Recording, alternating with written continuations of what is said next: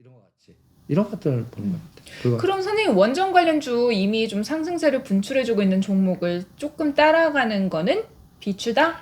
그러니까 그건 트레이딩 감각이 있거나 단기적으로 완전 하루 이틀 이렇게 매매하시는 분들? 뭐 나는 권하고 싶지 않은데 그러니까 오히려 그래 몇 가지 찍자. 찍자. 그래, 오히려 위치상으로는 LS 일렉트로닉 근데 선생님 LX 일렉트릭은 너무 차트가 더 올라와 주지 않을 것 같은 느낌이 그런 거 살 강한데요? 거야 나는. 차트가 완전히 아직도 오르지 않은 거. 이거 121선도 다 이탈했고 완전 역배열 상태예요. 그러니까 역배열이니까 사지. 지금 가격대가 거의 2019년 정도, 20년 정도의 가격대에 머물고 있고. 그러니까 사지. 이게 지금 갖다 이제 6만 원, 6만 5천 먹을 거 없다. 똑같이 그 한전 KPS나 한전 기수 같은 느낌이지. 그 선생님 그래도 LS 일렉트로닉 뭐 차트뿐만 아니라 뭐 다른 것도 재무적인 부분도 검색을 해보고 조금 더 그렇게 해서 결정을 해야 되는 거겠죠? 네, 이런 것들은 재무적인 부분에서 문제점이 그렇게 크게 나오는 게 없어요. 일단 LS 그룹이니까 아니 그냥 한번 듣도 보도 못한 중소단이면 좀 찾아는 봐야 되잖아요. 그러니까 선도전기, 일진전기, 관명전기는 그 상장 폐지 조건이나 뭐 이런 것도 뒤져봐야겠지만 이런 종목들을 보면 국민연금이 그런 문제가 갖고 있는 기업이 국민연금 원단이 12%나 갖고 있겠냐? 그 다음에 또 매출단과 이런 것들을 봐봐. 매출단 이렇게 보면 매출단이 분기 매출이 2조 단들이야. 그리고 영업이익이 몇천억이라고. 그런 기업들이란 말이야. 그러니까 역배열이니까 사지. 이런 것들은 빨간색. 이거를 선도전기를 볼까? 선도전기. 재무적인 상황을요? 이런 건 봐야 돼. 광명전기, 뭐 일진전기, 선도전기들은 재무적 상황을 봐야 돼. 이거 봐, 다 적자잖아. 적자인데요? 분기 적자잖아. 대신 상장 폐지 조건은 아니잖아. 그지? 그러니까 그 2019년도 적자고 2020년도 흑자인데 금년은 딱 보니까 적자네. 그러니까 적자 기업이니까 주가가 못 간 거지. 그러니까 이런 것들을 그러니까 금액을 적게 하고 갖다 해서 형님들이 너무 많이 간 거야. 응? 그러니까 아우에서 찾는 방법에서 금액 적게 하고 하는 건데 나는 오히려 건설 중소형주나 우리가 아직까지 우리가 한 것 중에 못 간 것들이 많아. 시멘트 못 갔잖아. 뭐 인플레이션, 뭐 유연 땅 가격, 뭐 이런 것들. 그리고 또 하나 수소에서 일진 하이솔루스 못 가잖아. 오히려 거기에 더 집중하는 게 어때? 오히려. 그러면 분명히 수소 에너지 연결해서 펀드 만들고 뭐 이자업이 계속 3년간 할 텐데. 그러면 일진전기, 일진 하이솔루스는 내가 과거 3년 전에 일진 머티리얼스, 코스모신 소재 보는 거 아니면 에코프로하고 똑같이 될 거다. 그런 거에 더 집중하는 게 낫지 않겠어? 알겠습니다. 그럼 선생님 수소 관련해서 또 말씀하셨는데 또 수소와 떼놓을 게 또 전기차입니다. 윤석열 당선인이 전기차 충전요금 5년간 동결시키겠다라는 공약을 했었고 모빌리티 사업에서도 뭐 택시 같은 소규모 화물 운송이 가능하게 하겠다, 규제를 없애겠다 했는데 이런 부분이 또 시장에 어떻게 영향을 미치게 될까요? 일단 전기차 사업은 조금 더 탄력을 받겠죠. 근데 충전소 뭐 이런 것들. 아니 그런데 지금 자동차 모든 거를 지금 공격하는 게 뭐야? 러시아. 그거 풀려야지. 그 짓누르는 것부터 풀려야 뭐가 밑에 손에 뭐가 생기지. 짓누르는 게 아직도 불확실한데. 그러네요.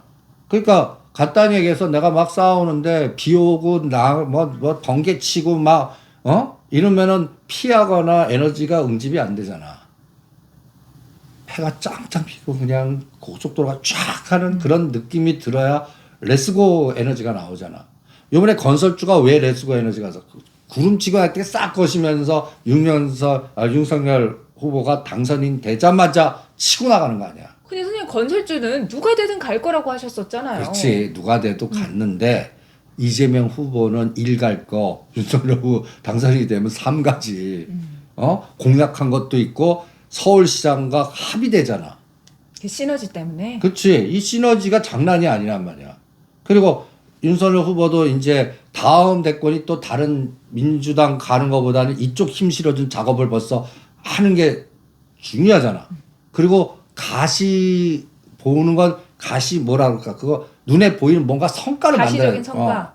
근데 외국 해외 쪽 다 불확실성이야.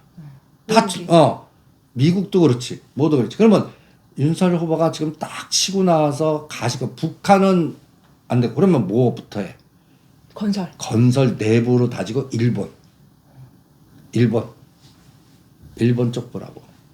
윤석열 후보는 일본 쪽에 그동안 막혔던 에너지가 그 문재인 정부 때의 호흡하고 전 다른 호흡이 나와서 일본 시장 개척 에너지가 나올 거야 분명히. 일본도 지금 깨갱하고 있어. 우리 간단히 얘기해서 아베 정부 때 너 한번 망해봐라 하고 아베가 우리나라 반도체 이렇게 그러면서 한번 맞아요. 뻥 쳤는데 지네가 뻗은 거야. 우리는 그것만 뭐 그냥 썼어. 이렇게 치려고 했는데 이렇게 친 거지. 그리고 지가 맞은 거야. 그러니까 이렇게 치는 줄 알았는데 이렇게 친 거야. 아니 빗 맞아갖고 아닌 게 아니라 지가 뻗었다니까. 아 그래요? 그래서 간단히 예를 들어서 국군이 쇠해지는 꼴이 된 거야. 그러니까 일본도 오죽 답답하면 그 중소기업들이 영종도나 이런 데 와서 거기서 공장 만들어서 우리한테 자체 팔기도 하고 막 이러잖아. 대신 문제는 뭐냐? 거기서 한번 우리나라의 그 이런 그때 에너지가 동지세 미캠이 나온 거야. 아니 삼성전자 SK하이닉스도 뭐 엣징이나 뭐 이래. 우리나라 거 써도 되네. 더 개발하네. 그러면 국산화하지. 이걸 준 거라고. 그래갖고 이 에너지가 더 큰. 그래서 니네들 의존 안 해도 돼. 그러면 니네들 이거 하면 죽을 거야 했는데 더 잘 나가잖아. 그래서 여기가 망하는 거거든. 네. 나는 또 이게 아이디어가 또 하나 있어. 지금 중국이 러시아 자꾸 때리고 반도체 중국 하면 막 때리잖아. 네. 나는 이게 디지털 위안화를 더 확대시키고 러시아하고 중국하고 짝짝꿍 만들어 버리고 가장 무서운 게 스위프트 제재하지. 그럼 우리끼리 또 하나 체제 만들게. 그래서 그게 사이즈가 더 커지면 어떡할래? 네, 사실 그 부분 나중에 말씀을 드리려고 했던 부분인데 그 부분 이따가 얘기를 하는 게 좋을 것 같아요. 그냥 깔끔하게. 자, 그럼 선생님 일본하고 짝짝꿍이 될 것 같다라고 하셨는데 일본하면 우리가 또 롯데그룹 수혜 얘기했었잖아요. 근데 롯데그룹이 헬스케어 사업에 본격적으로 진출을 한다라고 해요. 유전자 분석 결과를 토대로 해서 하는 헬스케어. 그리고 그러니까 바이오 팀도 만들고 거기 M&A를 한다고 하더라고요. 잘 얘기한 게 그 일본하고 하는 게 또 보면 원격 진료 플랫폼 지금 현 속도전에 이제 딱 건설 다음에 나오는 게 플랫폼이야. 원격 진료 플랫폼. 그거 할 수 있는 기업이 네이버, 롯데그룹, 차병원. 벌써 일본에서 작업을 하고 있고 진행을 하고 있어. 그럼 선생님 여기에 연결이 돼서 일본의 모멘텀도 있지만 그 연결고리도 있지만 이번에 당선인이 이제 대통령 당선이 되면서 네이버랑 카카오가 규제가 완화될 거라는 기대감에 또 반등을 했잖아요. 규제 완화 부분에서 카카오가 또 네이버와 함께 수혜를 받으면서 그런 원격 진료나 이런 부분이 조금 더 자유롭게 풀릴 가능성도 난 보시는 거기는 건가요? 구분할래. 카카오 오늘 반 매도하라 그랬어 10만 원부터. 왜요? 어? 그동안 이제 때렸던 정부가 바뀌었으니까 오히려 호재잖아요. 카카오가 정부가 때렸냐? 그 전체적으로 때렸죠. 이번 정부에서 아니야. 때렸으니까. 카카오는 현 정부 때문에 엄청나게 커진 그 파란 색깔 에너지야. 그렇죠. 그랬지만 이제 뒤쪽에서는 막 대기업을 니네가 이렇게 해서 소상공인하고 사람들이 피해를 받아서 막 그런 식으로 엄청 그랬잖아요. 오히려 나는 네이버가 특히 봤죠 이제는. 이제는 나는 카카오보다 네이버가 더 나을 것 같아. 카카오는 다 쪼개고 합치고 뭐 해갖고 다 헤쳐먹었어 솔직히. 그리고 당연히 엑스타는 게 자연스러워. 지네들 문화는 자연에다가 완전히 그냥 그 뭐랄까 그 투자자한테 원망과 그냥 그리고 그거를 회복하는데 나는 3년 걸릴 것 같아. 그럼 카카오는 지금 수익 실현을 하고 단기적으로 좀 빠져나오는 전략이 유효할 것 같고 그게 오히려 나는 네이버나 아니면 이제 그동안 또 에너지가 카카오뱅크는 했는데 가장 에너지가 죽은 게 뭐였지? K뱅크. 그 에너지에서 GS 리테일이나 그 지분 관련주를 돌려보는 게 나을 것 같은데. 그럼 선생님 저희가 지금 얘기하는 게 그 플랫폼에서 플랫폼 규제 완화에 대한 기대가 이게 당선인이 이제 당선이 되면서 그 수혜를 볼 수 있는 기업들 위주로 좀 하니까 그쪽으로 조금 더 얘기를 하면 좋을 것 그게 같아요. 원격 진료 플랫폼에서 간단히 얘기해서 롯데그룹, 차병원, 그다음에 유비케어 뭐 그리고 비트컴퓨터 맞지? 유비케어 비트컴퓨터. 그쪽 섹터하고 그다음에 이제 나는 이게 이제 결제 보안까지 건드리는지 보는데 결제 보안은 무슨 문제가 있냐면 이 정책적 그러니까 봐봐 이번에 코나아이 그 7일까지가 난리 났었어 그쪽이 이재명 관련주에서 동신건설 코나아이 그래서 주가상으로 보면 와 이재명이 되나 근데 내가 절대 하지 말라고 그랬거든 큰일 왜요? 나니까 왜요? 뭐 나름대로 느낌적인 느낌으로. 직관이 있지 뭐 그리고 또 꼭 그 냄새가 나는 상승 같아 갖고 그래서 그러셨는데요. 하지 말라고 하지 했는데. 말라고. 그런데 지금 현재 이 정부가 추진하는 금융통화나 디지털 화폐나 이런 거의 방향성이 아직까지 안개야. 이게 조금 잡히는 게 없다. 뜬구름 잡는 얘기만 한다. 아니, 그러니까 사람 팔로드맨 볼래 좀. 한국은행장 바뀌고.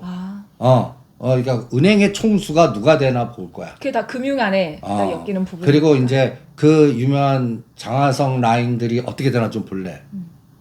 그리고 이제 옵티머스 라인 이런 부분도 좀 볼래. 내가 다 그거 어떻게 되나 보자고 그랬잖아. 네. 그거 확인하는데 6개월 걸려. 6개월이요? 인선이 5월 3월에서 5월 인수 작업하면서 5월. 그러면은 연말? 연초? 그러면 상반기는 지나야 된단 말이야. 그러면 지금 상반기 중에 안여진은 간단히 예를 들어서 많이 빠진 것 중에 건설, 건자재, 철강, SOC 또 중국과 러시아, 미국의 싸움 틈새에서 우리가 플러스 되는 것들, 물류, 리오프닝 이런 데에다 집중하는 것도 종목이 30개나 되는데 딴 거 왜 신경 써?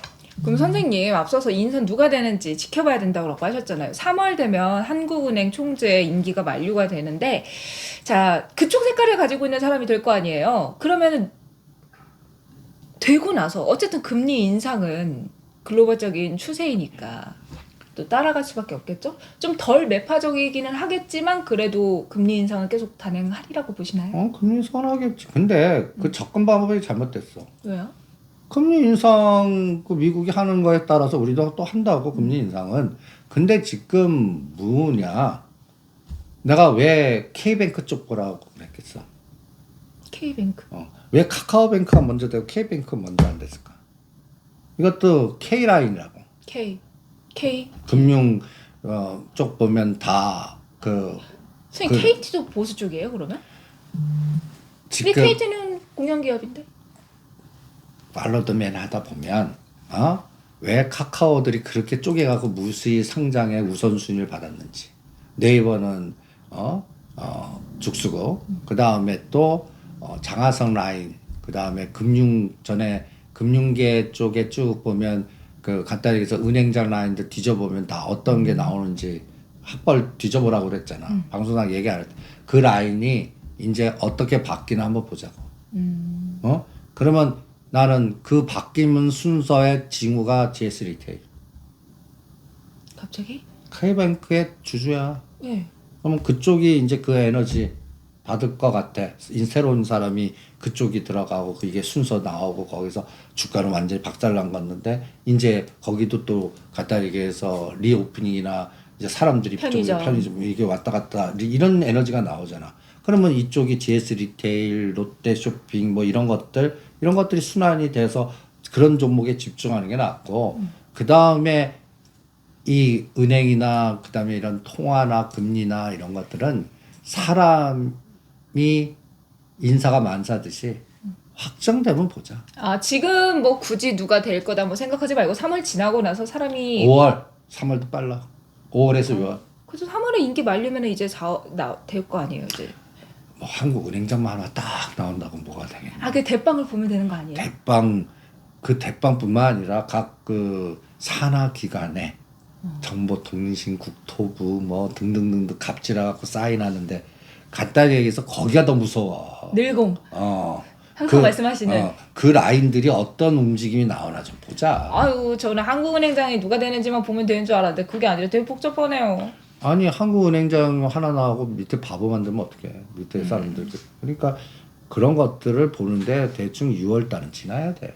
네, 선생님 다음 질문은 제가 제일 여쭤보고 싶었던 부분이에요.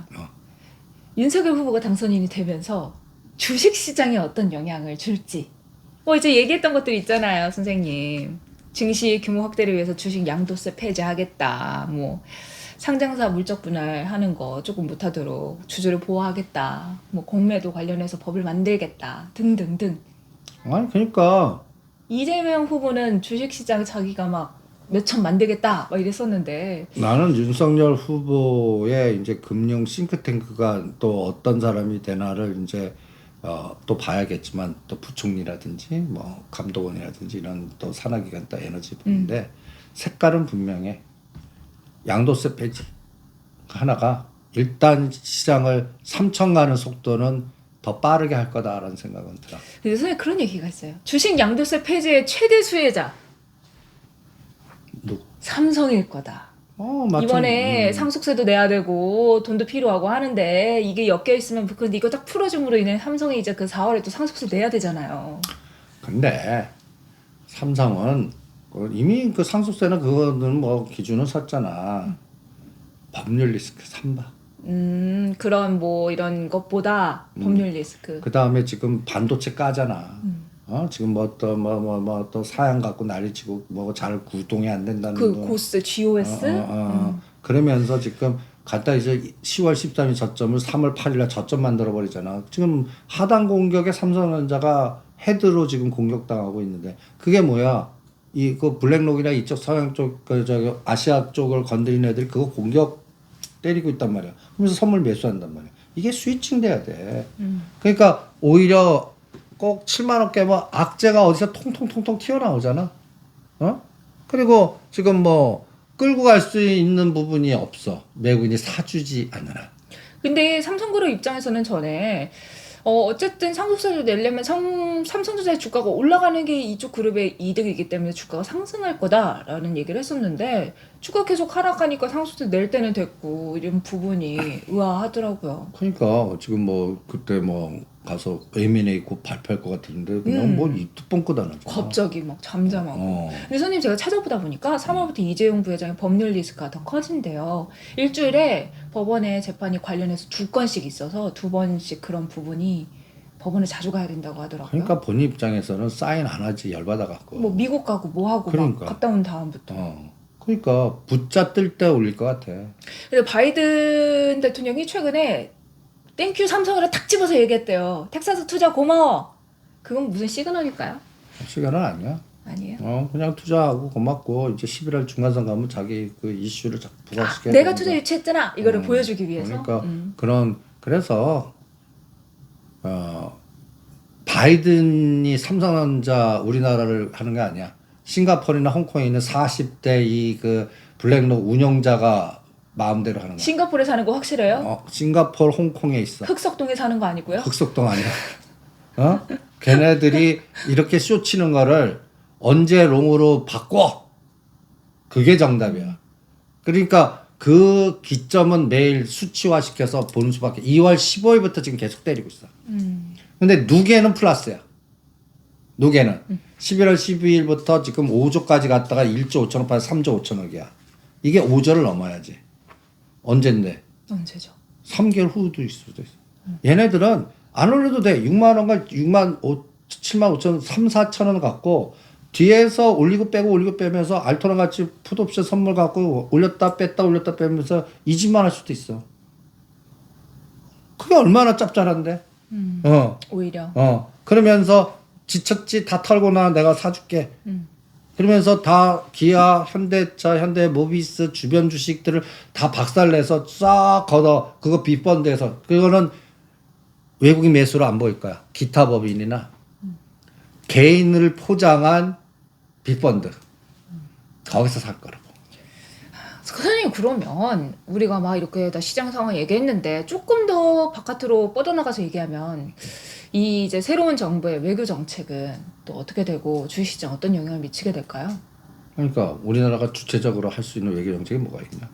뭐 그다지 사실 없긴 한데 약간 중국 쪽으로 조금 더 편향되었었다면 이제 또 미국 쪽으로 왜냐면 윤석열 후보가 그 당선인이 조금 대북 정책은 강경으로 얘기를 하고 미국은 좋아해요 하고 약간 이렇게 하니까 근데 여기도 주역의 사상을 내가 떠들게. 문재인이 그렇게 사랑했는데 북한이 어떻게 됐어? 아 너무 웃겨 사랑했어요? 아니 다 만나자 뭐하자 뭐 했는데 아버지 됐어? 안 됐어 구애를 했는데 어. 이루어지지 못했어. 그러면 반대로 너 죽여도 겉도 강경하면 그때 오히려 대화해 갖고 들어온지 밀당이 오히려 현 정부 때 되는지 한번 보자. 이죽사야 이 죽일 놈의 사랑.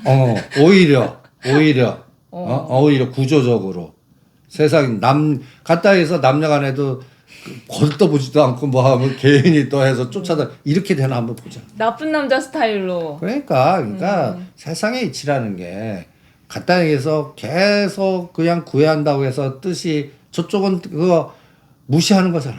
그렇죠. 당연히 저렇게 하니까. 근데 오히려 지금 이제 나는 리오프닝이 굉장히 중요한 것 같고 오히려 대륙의 시절 러시아하고 중국이 붙으면 이란과 북한의 에너지가 분명히 이슈화가 될 것 같아. 그러면 그러니까 지금 바이든이 계속 북한 제재한다고 하잖아. 반대도 있어. 제재 풀어줬다니까 우리 만나. 갑자기? 이럴 튈 수도 있단 말이야 이게. 그게 미국 입장에서 어쨌든 대만이 불거지는 것만은 또 피해야 되기 때문에 그쪽으로 눈을 돌릴 수도 있는 거네요. 그러니까 내가 그래서 요새 아난티 북방도 급나가고 오히려 그거나 사 먹으세요라고 그러는 게. 그거 여쭤보려고 했어요. 사실 이제 북한에 대해서 좀 강경한 입장을 얘기를 하면 대북주들 많이 조금 하락을 해 있는데 어떻게 해야 될까 싶은 생각도 들어서. 아니 그래서 현대 엘리베이터 떨어질 때 사놔라. 아난티 사놔라. 그리고 이 대북 정책 그러니까 우리가 이 각인 효과라는 게 있어. 북방주, 금강산 뭐 현대 엘리베이터, 아난티, 경업주 이런 것들. 그런데 실제로 그 금강산 매출이 뭐가 있어? 되는 것도 아무것도 없고. 그런데 실제 뒤져보면 아난티 같은 건 이제 봄이 오잖아. 골프 수요 많잖아. 한번 가봐 부산 아난티. 남해 아난티 가봐. 가보고 싶다. 거기에 그 매출단은 앞으로 오히려 여행주가 실질적으로 적자 내서 잘 못 내지. 아직까지 여행이 실제 가는 건 아직 안 되잖아. 근데 그 호텔의 골프의 그 전 수치가 꽂혀. 선생님 그럼 아난티도 이제 차라리 여행 관련주로 또 넣을 수 있는 거 아니에요? 그러니까 자꾸 이제 글로 포장을 해야지. 각인 효과. 나 북방주 아니야. 아 약간 이런 거죠. 점 하나 찍고 나 북방주 내가 아직도 북방주로 보이니? 그러니까 화장을 하겠지. 분명히 그 분명히 할 거라고. 그때 이제 나는 알톤 스포츠에다 끼는지 봄 관련주. 봄 관련주. 그래서 자전거 타러 가야 되는데. 그런 걸로 계절주로 하나 꽂는지 한번 보자고. 알겠습니다. 선생님 리오프닝에 대해서 조금 더 얘기하면 좋을 것 같아요. BTS, 뭐 SM와 JYP 다 대면으로 공연을 한다라고 하면서 또 엔터주 중에서도 좀 상승을 보여주고 있는데 이런 엔터주 전에 그거보다는 다른 쪽을 보자라고 하셨었잖아요. 왜냐하면 엔터주 하이브든 뭐든 남은 폭이 얼마 안 돼. 트레이딩. 근데 선생님 여기서 하나 또 짚을 건 카카오가 또 등장합니다. SM의 지분, 이수만 지분 18.72% 인수를 한다면 이제 카카오가 그래서 10만 원부터 12만 원 사이에 팔자. 이게 고점 17만 원, 저점 8만 원, 딱 반이 12만 원이야. 아 그런 게 다 모두 고려된 전략인 거죠. 그리고 그거 분할 매도해 갖고 오히려 그쪽을 뒤진다면 나는 아난티로 가든지 건자재로 가든지 수소 일진 다이아로 가든지 아주 그냥 아니면 심지어는 이제 그 가장 치를 떠는 섹터가 있어. 리오프닝이나 뭐 해서. 뭐죠? 호텔? 아니야. 면세점? 화장품? 아니야. 5G. 5G. 아주 징글징글한 5G. 잊혀졌어. 잊혀지는 그 정도였던 거죠. 잊혀져. 이제 튀어나오지 않을 정도라는 거는 뭐 KMW라든지 오이 솔루션. 그러면 얘기도 안 나와. 그러니까요. 근데 그거 리오프닝 주거든. 그런 것들 들어갖고 그런 것들이 순간적으로 V자 주면 이게 30에서 50. 마치 에코프로 같은. 그러니까 잊혀졌던 종목이 한번 관심을 받으면 강하게 뛰어오르는 거 그러니까 에코프로도 58,000원 사세요. 그게 95,000원, 66% 나갔어. 응? 에코프로. 그러니까 15만 원대 절대 하지 마. 58,000원, 6만 원대 땡큐. 거기서 들어가 95,000원대 다 털어. 그리고 이제는 85,000원 오면 사서 95,000원 오면 때려. 계속 왔다 갔다 지그재그. 그런데 그게 더 가려면 이제 기아나 현대차나 현대모비스나 차량용 반도체나 이런 것들이 가야 되는데 여기서는 장비주 갖고 하는 게 나을 것 같아. A프로나 CSI나 뭐 심지어는 세종공업이나 이지 이런 것들 갖고 이렇게 같이 이렇게 하는 게 나을 것 같아. 알겠습니다. 선생님 그리고 그래서 뭐요? 그래서 중소형주 단에 싼 거 찾기 게임이야. 3개월은. 그것도 현 정부의 정책과 콜을 걸 수 있는 거. 콜을 딱 걸어갖고 포장 이렇게 할 수 있는 거. 그리고 전체적인 에너지는 이제 그 미결제 늘리면서 방향을 쌓아야 돼. 그 쌓으려고 그러면 뭐 유가, 환율, 그 금리 불확실성 50bp든 일단 해야 돼. 17일 이후. 그래 이런 것들이 다 거치고 나서 항공모함이 움직이나 보자고. 알겠습니다. 그럼 3월 17일에서 3월 말 사이라고. 그때 보자고. 선생님이 앞서서 말씀하셨던 디지털 위안화, 디지털 화폐 관련해서 또 얘기를 해야 될 것 같아요. 최근에 바이든 대통령이 가상자산의 장단점을 조사해라. 그리고 당국의 규제가 필요한지 좀 공조를 가능한지 좀 확인해봐라 라면서 행정명령에 서명을 했다라고 합니다. 이 디지털 화폐 개발을 검토하고 있다라는 건데 사실상 앞서 선생님 말씀하셨듯이 원래는 미국에 달러 패권이 있었잖아요. 달러 결제 못해! 이러면 망해야 되는데 이 디지털 위안화를 가지고 다 결제를 하고 있는 거예요. 아니 뒷구멍이 너무 많아. 그리고 나라를 규제하는 게 아니라 어느 은행을 규제하잖아. 그리고 항상 어디 규제하면 니네들 필요 없어. 우리끼리 할게.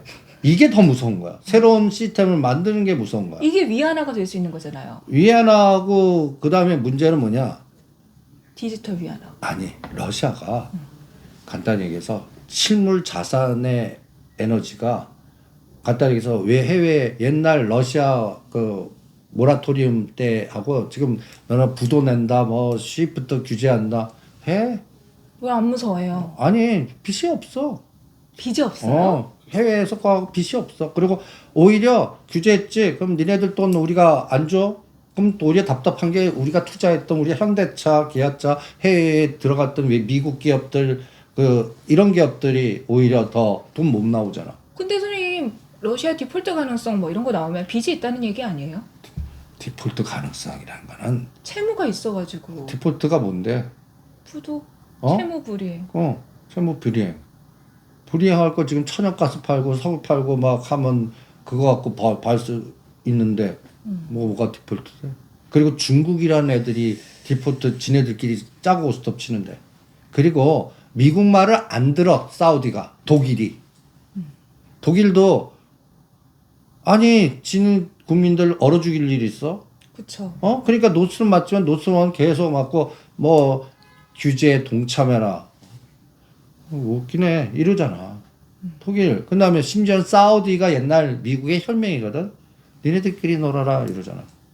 그래도 이게 러시아산 석유에 대한 수요가 많이 줄어들면서 러시아 내부적으로 사실 좀 경제적으로 힘들어질 수 있다라는 당연히 얘기가. 경제 힘든 거는 루블 그 통화량에 되는 거잖아. 그러니까 국민들이 힘들지.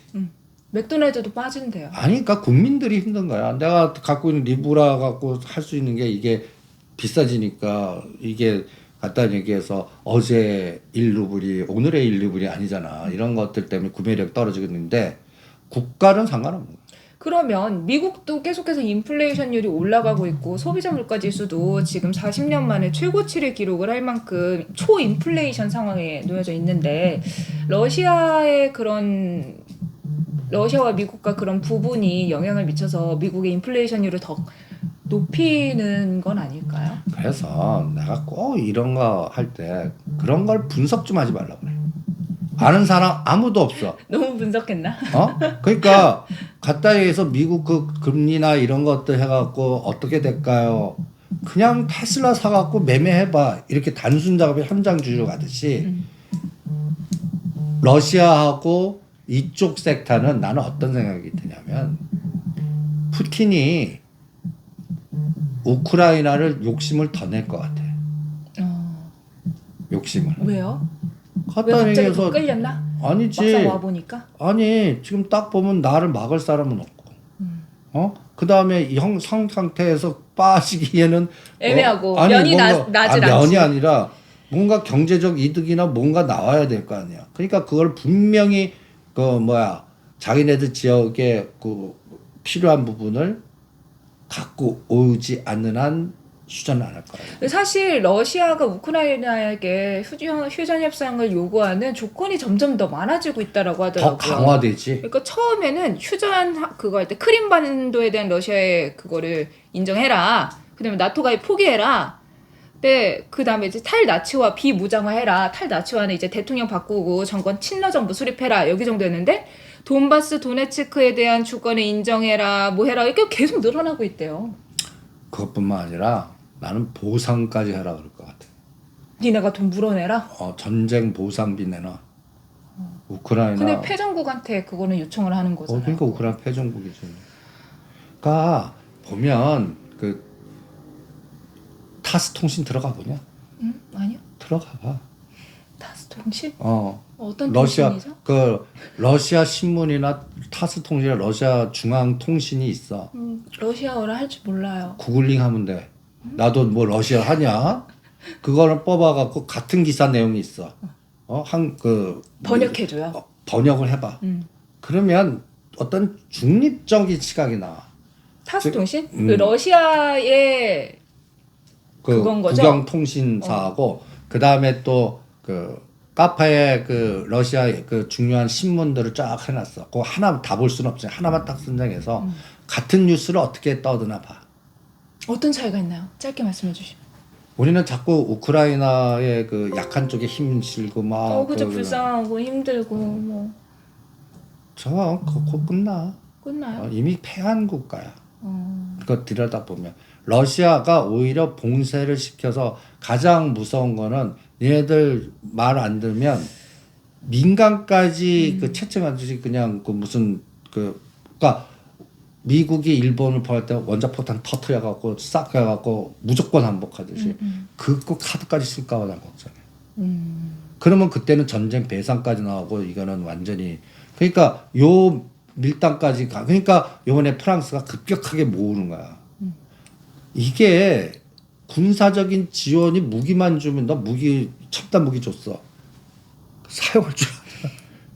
그 사람까지 가고 교육도 시키고 해야 뭐가 되는데 무기만 줘도 안 돼. 그러니까 근데 그 사람까지 가고 하면 이거는 또 3차 대전 확장될 거고. 그러니까 러시아를 건드릴 수는 없을 거 같고. 그러니까 이 부분을 빨리 종식시켜야 되는데 그리고 미국은 지금 그냥 안 들어가겠다 하냐? 그 대신 계속 그렇게 제재하면서 이게 미국도 장기전 가는 거 띵켜야. 왜? 군수 물자 그다음에 셰일가스 뭐 지네들 해갖고 지금 최대 수혜국 미국 그다음에 가장 피해국 우크라이나 독일 유럽 국민들 이런 상황이라고. 그러면 그 에너지가 얼마나 빠져나가. 그래서 여기서 아이디어가 그래서 유럽이 분명히 군비 증강한다. K방산. 우리한테 좋은 소식이네요. 그러니까 그 틈새 종목들을 찾자고. 그래서 여기도 롱숏을 잘 뒤져야 될 것 같아. 그러니까 사실 대외적인 불확실성, 전쟁이라든가 이런 건 정말 마음 아픈 상황이지만 또 그 속에서 우리는 또 투자와 관련된 부분을 찾아야 하기 때문에 좀 말씀을 드려본 부분입니다. 이 생태계에 가장 잔인한 기준이 있어. 남의 불행은 나의 행복이야. 근데 주식시장에도 그게 적용이 되잖아요. 왜냐하면 우리 6.25 터졌을 때 그 전쟁 패한들 일본이 그렇게 급격하게 할 수 있던 게 우리 6.25 전쟁이란 말이야.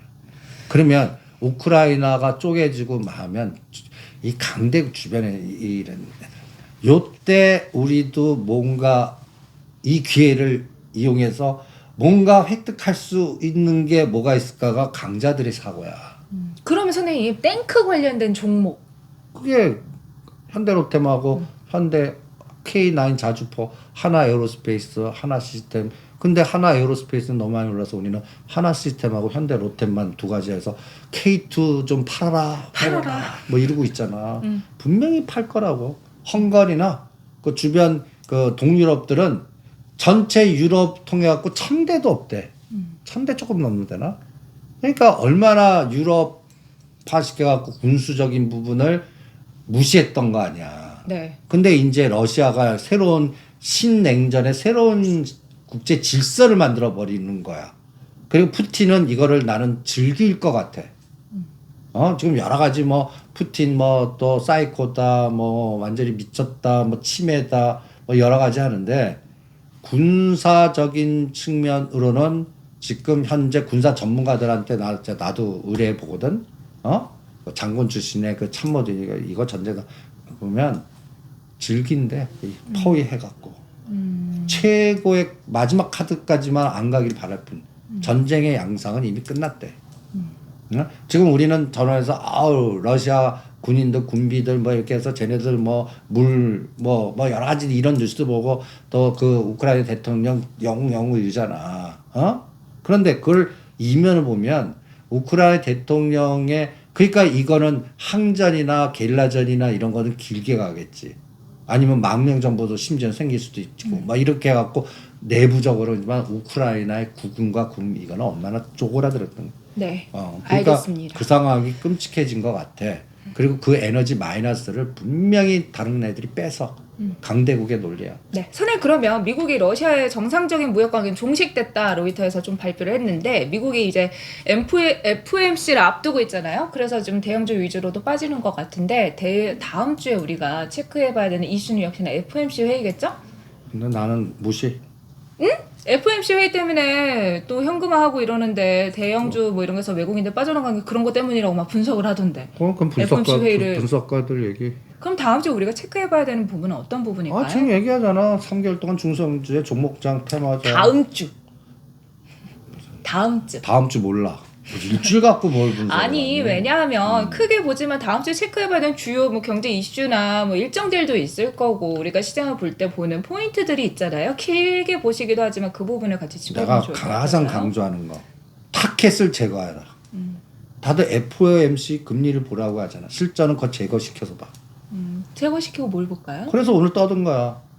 일본 관련된 거, 우리 내부의 정책의 순환 관련된 거, 싼 것 중에 건자재 순환되는 거, 그 다음에 또 새롭게 임명됐을 때에 또 3월 달과 5월 달에 나올 수 있는 테마들, 이런 것들 중심으로 열심히 싸우고, 시가상위 종목들은 금리 변동성에 롱숏으로 해갖고 세 개만 보자고. 미국은 하나만 보고, 테슬라.